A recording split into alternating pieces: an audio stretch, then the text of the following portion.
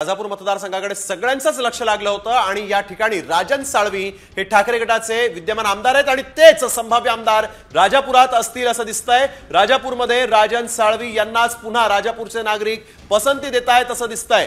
किरण सामंत, उदय सामंतांचे बंधू, त्यांचं मोठं आव्हान या ठिकाणी शिंदे गटाच्या वतीनं राजन साळवींच्या पुढे होतं, परंतु किरण सामंत यांना मात्र या लढाईत यश मिळेल असं सध्या तरी दिसत नाही। राजापुरात संभाव्य आमदार जे आहेत ते राजन साळवी यांचंच नाव आता पुढे आलेलं आहे।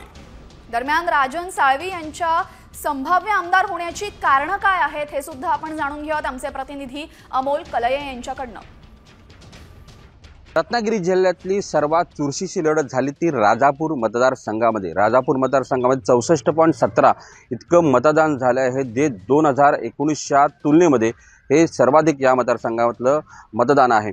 मात्र हा वाढलेला टक्का कुणाला डोकेदुखी ठरणार हे 23 तारखेच्या निकालानंतर स्पष्ट होईल। या मतदारसंघाचा जर विचार केला तर या मतदारसंघामध्ये युबीटीचे उमेदवार जे राजन साळवी हे चौथ्यांदा निवडणूक लढवत आहेत आणि त्यांच्या विरुद्ध जे आहे ती किरण सामंत हे उद्योगमंत्री उदय सामंत यांचे बंधू आहेत आणि हे पहिल्यांदाच या मतदारसंघातून निवडणूक लढवत आहेत।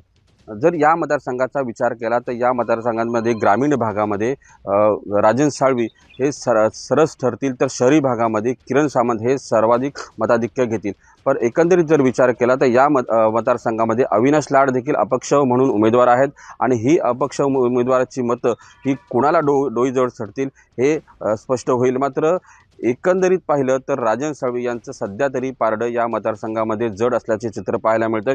जर अविनाश लाड यांनी जास्त मताधिक्य घेतली तर ती डोकेदुखी राजन साळवी यांची वाढू शकते आणि किरण सामंत हे देखील या मतदारसंघामध्ये निवडून येऊ शकतात। या मतदारसंघाचा एकंदरीत जर विचार केला तर दोघांनाही या मतदारसंघामध्ये संधी आहे। मात्र राजन साळवींचं पारडं सध्या तरी या घडीला जड असल्याचं चित्र या मतदारसंघामध्ये पाहायला मिळतंय।